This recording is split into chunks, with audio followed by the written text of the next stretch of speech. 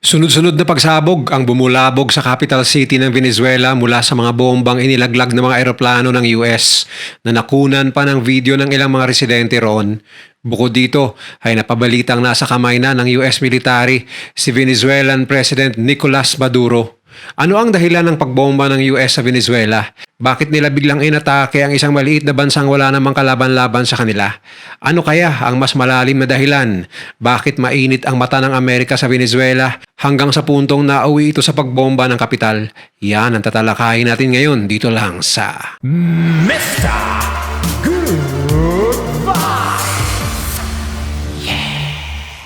Madaling araw ng Sabado, January 3, niyanig ng sunod-sunod na pagsabog ang kabisera ng Venezuela na Caracas matapos magsagawa ang United States ng isang sinasabing large-scale strike laban sa bansa ayon sa pahayag ni Pangulong Donald Trump.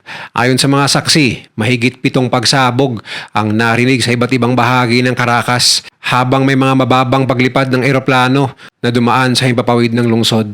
Ang mga pagsabog ay naging sanhi ng takot sa mga residente.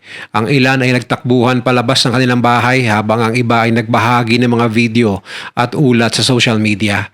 Sa mga videong kuha ng mga mamamayan roon, makikita ang usok na umaakyat mula sa isang military base, pati na ang mga flash ng pagsabog sa likuran ng mga burol habang patuloy ang daloy ng mga sasakyan sa highway.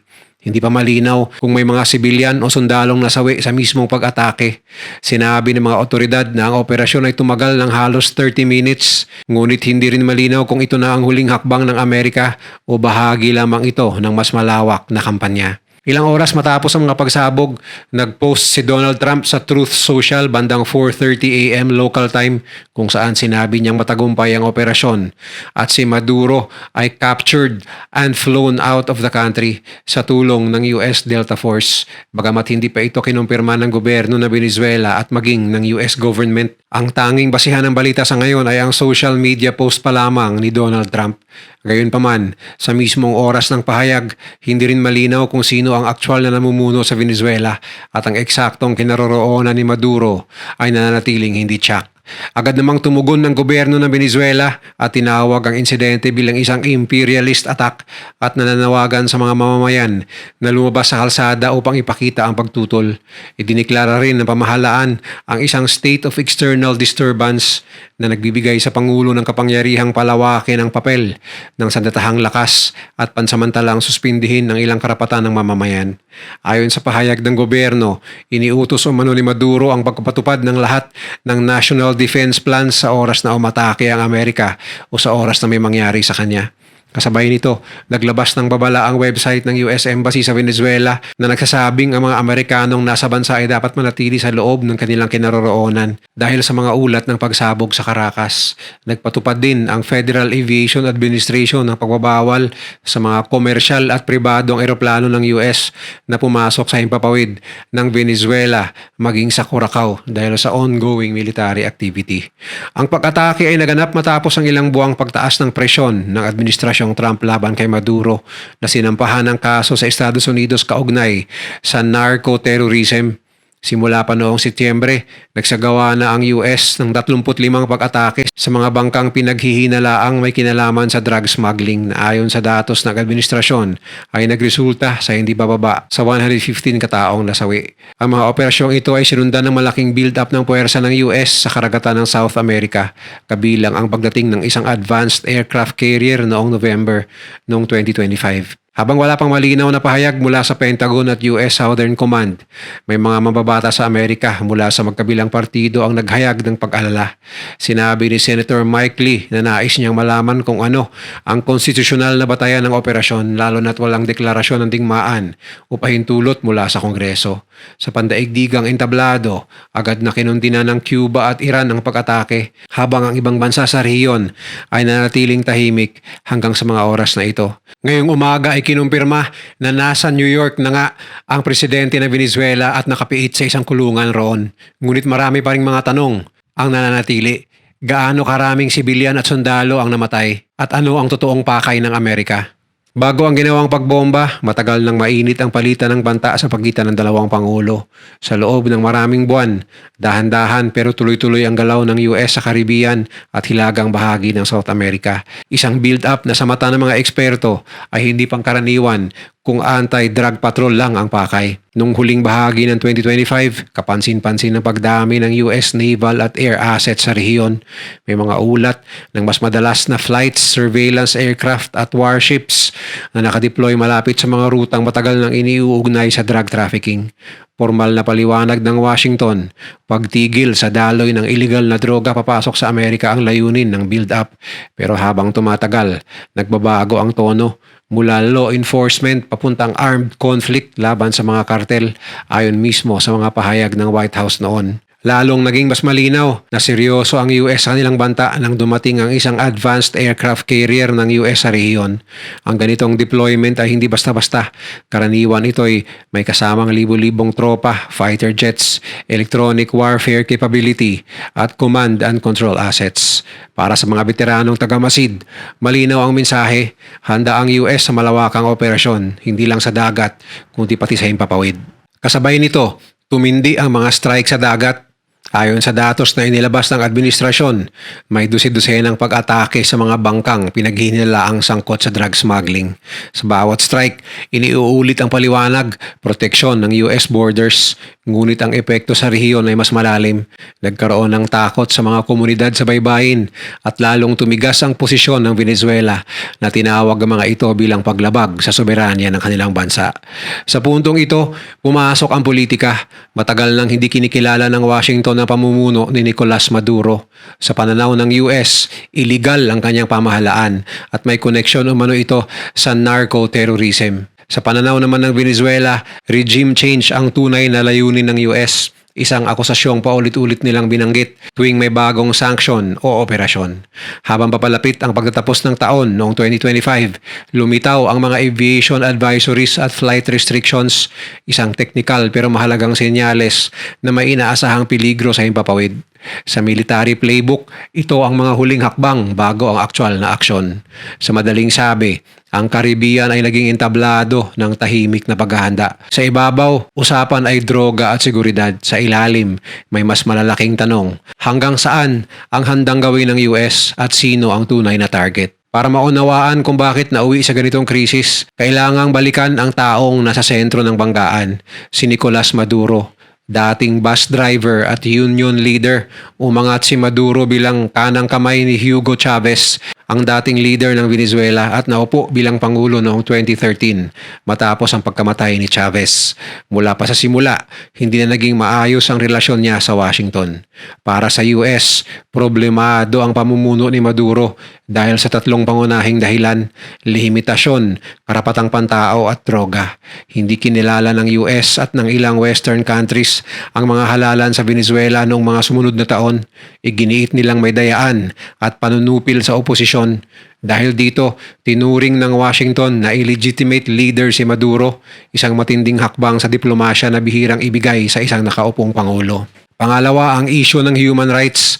Inakusahan ng gobyerno ni Maduro ng marahas na pagdurog sa mga protesta, pagkulong sa mga kritiko at paggamit ng militar laban sa sariling mamamayan. Ang mga parusang ipinataw ng US, sanksyon sa mga opisyal at institusyon ay ipinresinta bilang paraan para panagutin ang pamahalaan. Sa pananaw naman ng Venezuela, ang sanctions ang lalo pang nagpalubog sa ekonomiya at nagdulot ng kakulangan sa pagkain, gamot at trabaho. Pangatlo, at ito ang pinakasensitibo, droga. Inakusahan ng US si Maduro at ilang matataas na opisyal ng narco-terrorism. Sinasabing ginagamit umano ang Venezuela bilang transit hub ng cocaine papuntang Hilagang Amerika. May mga kasong isinampa sa US courts at may inilaan pang kantipala para sa impormasyon na hahantong sa pag-aresto kay Maduro. Para sa Washington, ito ay legal at moral na batayan para sa mas agresibong aksyon. Para sa Venezuela, ito ay political weaponization ng justice system. Sa pagitan ng dalawang panig, unti-unting nawala ang espasyo para sa kompromiso. Sinubukan ng US ang economic pressure, suporta sa oposisyon at diplomatic isolation. Ngunit nanatili si Maduro sa kapangyarihan. Suportado siya ng military elite at ng mga kaalyado tulad ng Cuba, Russia at Iran. Dito pumasok ang mas matinding tanong sa Washington. Kung hindi gumana ang sanctions at diplomasya, ano ang susunod? Sa ilalim ng administrasyon ni Donald Trump, naging mas direkta ang tono. Hindi na ito basta concern. Ito ay hayagang panawagan para sa pagbabago ng pamahalaan. Para sa mga kritiko, dito na lumabo ang linya sa pagitan ng counter-narcotics at regime change. Sa puntong ito ng kwento, malinaw ang isang bagay. Ang krisis ay hindi lang tungkol sa isang gabi ng mga pagsabog. Ito ay bunga ng taon-taong banggaan ng interes, ideolohiya at kapangyarihan. Isang banggaang matagal nang naghahanap ng mitsa. Sa loob ng ilang buwan bago ang pag-atake, naging sentro ng tensyon ang Caribbean at Eastern Pacific dahil sa sunod-sunod na operasyong militar ng US laban sa mga bangkang inaakusahan nilang sangkot sa drug trafficking. Sa mga pahayag ng Washington, malinaw ang naratibo. Kailangan itong gawin para mapigilan ang pagpasok ng droga sa Amerika. Ngunit habang dumadami ang insidente, dumadami rin ang tanong, talaga bang mga drug cartel lang ang tinatamaan? Sa panig ng Venezuela, mariing itinanggi ng gobyerno ang mga akusasyon. Ayon sa kanila, marami sa mga tinamaan ay mga ordinaryong fishing boats, mga mangingisdang walang armas, walang koneksyon sa kartel at walang kakayahang militar. Para sa Venezuela, ang mga strike na ito ay hindi simpleng law enforcement, kundi isang marahas na pagpapakita ng puwersa na lumalabag sa soberanya ng bansa at naglalagay sa panganib ng mga sibilyan sa baybayin. Habang tumitindi ang mga operasyong ito, kapansin-pansin din ang pagbabago ng lingwahe ng Washington. Hindi na ito tinatawag na anti-drug patrols lamang.